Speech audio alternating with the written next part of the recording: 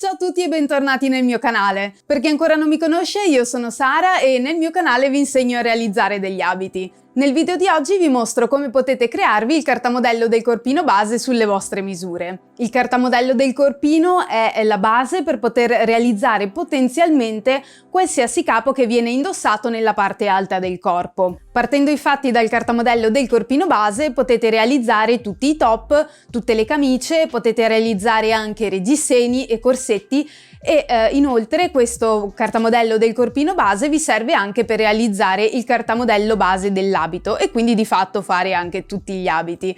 Chiaramente poi nei futuri video vi mostrerò anche come modificare questo cartamodello base per poter creare tutti questi capi. E scrivetemi anche nei commenti qui sotto se c'è qualche altro cartamodello base che vi piacerebbe imparare a fare. Vi ricordo che nel mio canale potete già trovare il cartamodello della gonna base, del pantalone base e della gonna pantalone. Vi lascio tutti i link sotto in descrizione. E questo cartamodello del corpino base lo potete utilizzare con tutti i tessuti fermi, quindi quelli non elastici. Se anche avete un tessuto che è leggermente elastico va bene lo stesso, però se il vostro tessuto è tanto elasticizzato, per esempio avete un jersey o un tessuto per felpe, vi consiglio di non usare questa base, ma esiste un cartamodello del corpino base apposta pensato per tessuti elasticizzati.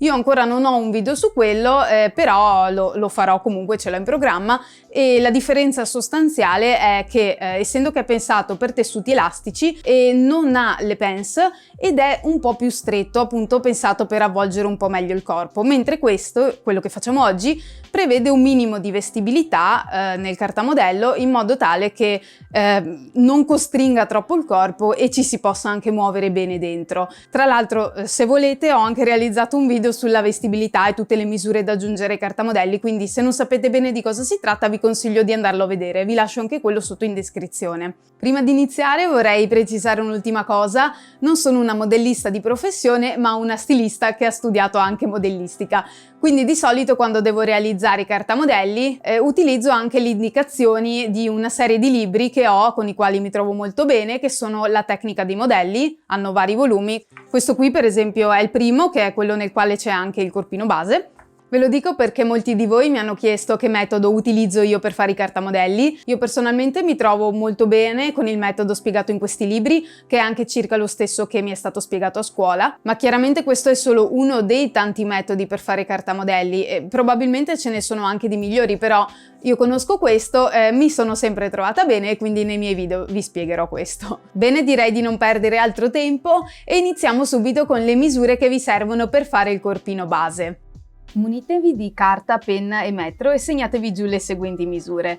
La circonferenza vita va presa facendo circolare il metro attorno al busto nel punto più stretto della pancia. Per semplicità vi conviene fissarvi un nastrino tutto attorno alla pancia a livello della vita, questo sarà poi un punto di riferimento che vi aiuterà a rilevare più correttamente tutte le altre misure. La circonferenza addome è una misura di controllo e va presa 8 cm sotto alla vita, facendo circolare il metro attorno all'addome. La circonferenza bacino va presa nel punto più sporgente del sedere e della parte alta delle cosce. Per la circonferenza collo fate girare il metro attorno alla base del collo. La circonferenza seno va rilevata nel punto più sporgente del seno, meglio tenendo le braccia rilassate lungo il corpo e indossando la biancheria intima che si indossa di solito. La circonferenza torace invece va presa nel punto più alto possibile sotto le ascelle. E tutte queste circonferenze vanno prese con il metro parallelo al pavimento. Misurate poi l'altezza seno, cioè dal punto più alto della spalla vicino al collo fino al centro del seno. La lunghezza vita davanti va presa invece dal punto più alto della spalla fino al nastro che avevate fissato in vita, passando per il centro del seno. La larghezza torace davanti si misura dall'attaccatura di un braccio all'attaccatura dell'altro, ad un'altezza che è a metà tra spalla e centroseno,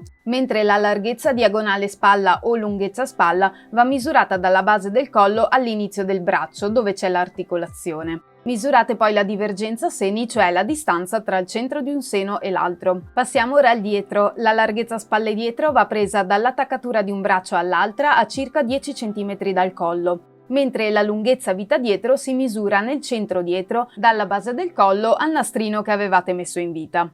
Ultime due misure da prendere. L'altezza fianco va misurata appunto sul fianco della persona, dalla fettuccia messa in vita al punto più largo del bacino, dove avevate rilevato la misura circonferenza bacino. L'altezza vita-giro sotto ascella, come dice il nome, va presa dal nastro messo in vita fino a 2 cm sotto l'ascella. Ora che avete preso le misure, vi consiglio prima di andare avanti di completare questa tabella, che prevede di fatto di aggiungere le misure di vestibilità alle nostre misure corporee e dividere poi la misura per 2, perché il cartamodello che faremo sarà su metà davanti e metà dietro. In questo modo, avendo già questi semplici conti fatti, andrete poi molto più veloci a fare il cartamodello. Quindi vi faccio un esempio con la circonferenza torace. Scrivete la misura vostra che avete preso prima, nel mio caso 84 cm. Prendete poi la tabella delle vestibilità che avevo condiviso con voi in un video in cui parlavo appunto della vestibilità, ve lo lascio sotto in descrizione se volete vederlo, e vedete che nella colonna 3, che è quella del corpino, ci indica di aggiungere dai 4 agli 8 cm totali di vestibilità alla circonferenza torace. Io ne aggiungo 4 perché non voglio un corpino troppo largo, quindi tornando a noi, agli 84 cm devo aggiungerne 4 che fa 88 e poi devo dividere per 2 perché il cartamodello sarà metà corpino davanti, quindi metà torace, e compilate così la tabella con tutte le altre misure. Inizio creando la griglia in cui poi verrà disegnato il cartamodello. Inizio disegnando un rettangolo ABCD. Traccio il primo segmento verticale AB lungo come la lunghezza vita davanti, che per me è 44 cm. Traccio poi il lato sotto del rettangolo, che è BC, che corrisponde alla semicirconferenza seno che avete calcolato poco fa nella tabella. Equivale quindi alla circonferenza seno totale più la vestibilità totale, che ho sempre tenuto di 4 cm, e poi diviso per 2, nel mio caso fa 46. Da C tiriamo un segmento verticale parallelo ad AB lungo come la lunghezza vita dietro, nel mio caso 41, e segniamo il punto D in cima. Ora nel segmento sotto BC troviamo il punto intermedio e lo chiamiamo E. Nel mio caso BC era di 46 cm, quindi BE sarà di 23. Ora dal punto A tiriamo una linea orizzontale parallela a BC e anche questa la facciamo lunga 23 cm e segniamo il punto F.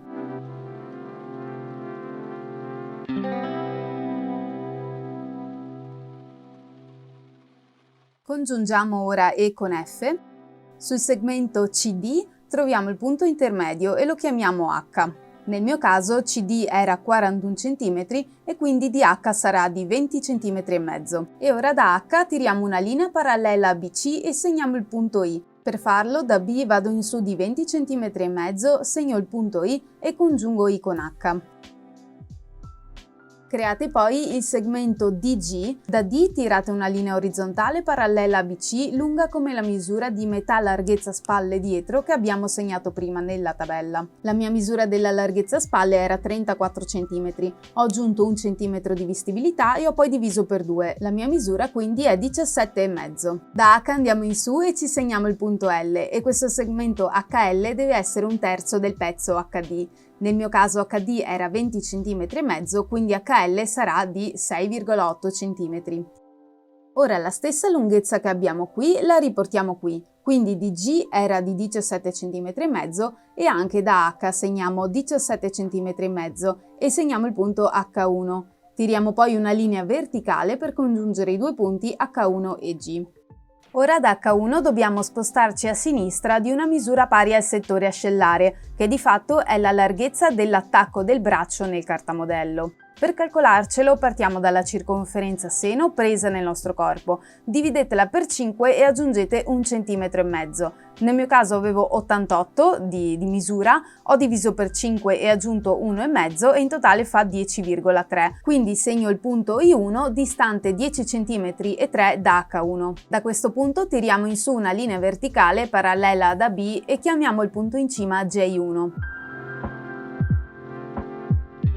Ora non ci resta che segnare la linea orizzontale che va qui, che è la linea del torace. Prendiamo la misura del segmento HL, nel mio caso era 6,8 cm, e la riportiamo sopra il punto I, segnando M, e tiro quindi la linea che congiunge L con M. Questo punto lo chiamiamo L1 e questo M1. Ora, come vedete, abbiamo già una struttura che ci richiama a quella del corpino. Questo sarà il cartamodello del corpino davanti e qui il centro davanti. Speculare di qua invece abbiamo il centro dietro e qui in mezzo abbiamo la linea del fianco. Poi abbiamo la prima delle due linee che è la linea torace, mentre la seconda è la linea seno. in fondo abbiamo la linea vita. Ora possiamo già segnarci il centro del seno, che di solito va dai 2 ai 5 cm sotto la linea seno, in base a quanto è abbondante. Io per ora mi tengo sui 2,5 cm, poi in caso modifico dopo. E dal centro davanti ci spostiamo della misura di metà divergenza seno, nel mio caso 9 cm. Quindi l'incrocio di questi due punti è il centro seno. Partirò dal dietro, che è leggermente più semplice. Qui abbiamo il centro dietro, qui il fianco e qui su creeremo la linea della spalla. Quindi per disegnarmela inizio scendendo da G di 2,5 cm segnando il punto O. Ora dal punto D ci spostiamo a sinistra per segnare il punto N, di una misura pari a metà di GD, meno 1 cm. Per me GD era 17,5, diviso 2 8,75, meno 1 7,75, quindi DN sarà di 7,75 cm. Per trovare il punto di partenza della spalla, da N saliamo in su di 2,5 cm e segniamo il punto P. Questo è il punto che unisce la spalla alla scollatura dietro. Ora unisco D con P con linea dritta. Ora mi devo calcolare la metà di PD, che nel mio caso misura 8 cm e 2, diviso 2 fa 4,1 e mi segno questa lunghezza qui nella linea qui sotto da D verso N. Questo nuovo punto lo chiamo R. Tiro giù una linea perpendicolare a PD, quindi a 90 gradi, che passa per il punto R. Da R mi segno ora in giù un punto R1 distante 9 cm e mezzo e questo sarà il primo lato della pensa del collo. Ora posso segnarmi la curva dello scollo dietro con il curvilineo, se non lo avete vi lascio un link sotto nella descrizione del video. Diciamo che questa curva è molto pronunciata sulla sinistra e quasi piatta verso destra. Per disegnare il secondo lato della pensa mi sposto di 1 cm a sinistra di R e segno il punto R2 e congiungo poi R2 con R1. Ora possiamo segnare la linea della spalla, congiungiamo P con O e proseguiamo in fuori fino ad arrivare ad avere una spalla lunga come la vostra misura corporea della spalla che avevate preso all'inizio. Nel mio caso era 13 cm e segno quindi il punto P1. Avevo dimenticato di dare un nome al punto intermedio tra H e I e lo chiamiamo Q. Per disegnare il giro manica uniamo P1, L1 e Q con linea curva. Il pezzo sopra ha una curvatura leggera, mentre il pezzo sotto ha una curva molto accentuata. Ora dobbiamo fare un ragionamento, praticamente qui andrà messa una pence e qui dalla linea seno dobbiamo rientrare e disegnare il fianco del corpino dietro e dobbiamo capire di quanto rientrare sulla linea vita e quanto larga fare la pence. Ora per fare questo conto dobbiamo prenderci la misura che abbiamo messo in tabella della semicirconferenza seno meno la semicirconferenza vita e dividere il tutto per 2 perché stiamo lavorando su un quarto di corpo. Nel mio caso il risultato è 4,37 e questa misura la devo togliere un po' dallo scarto fianco e un po' dalla pence. Potrei fare una pence di 2 cm e il restante, cioè 2,4 cm, toglierlo dal fianco. Il mio consiglio è di dividere più o meno uniformemente attorno al corpo le misure e poi in caso sdifettare quando faremo una tela di prova di questo corpino. Rientro dal fianco di 2,4 cm e chiamo il punto W e congiungo Q con V, ottenendo così la linea del fianco. Ora devo fare la pence. Per capire dove va piazzata devo segnarmi la misura della metà divergenza seno dal centro dietro verso il fianco, che nel mio caso era 9 cm. Sulla linea seno quindi segno S, che è la punta della pence dietro su in cima. Ora da S tiro in giù una parallela al centro dietro fino alla vita, dove segno il punto T. T è il centro della pence. Come dicevamo prima faccio la pence larga 2 cm, quindi mi sposto a sinistra e a destra di T di 1 cm per parte. Congiungo questi due punti con S e così creo la pence del dietro. E questo è il corpino dietro finito. Passiamo ora al davanti. Come per il dietro iniziamo disegnando lo scollo. Per fare lo scollo mi devo segnare un punto U qui e un punto U1 qui. E A1 e AU1 devono essere un terzo di GD del dietro. Per me GD misura 17,5 e un terzo è 5,8 cm. Mi segno quindi i due punti e li congiungo con una linea curva.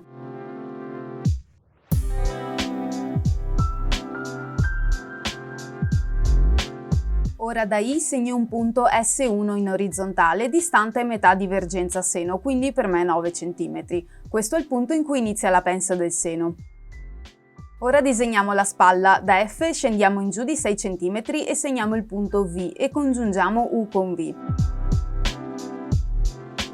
Questa non è ancora la spalla definitiva, dobbiamo inserirci la pence in mezzo.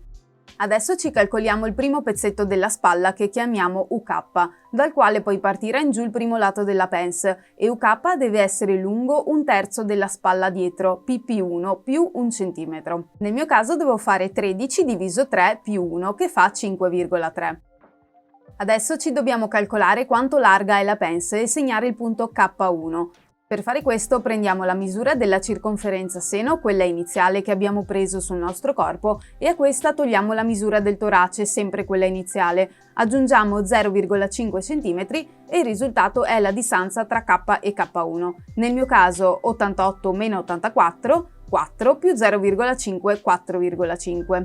Colleghiamo K con S1 creando il primo lato della pence e misuro quanto è lungo, nel mio caso 22 cm.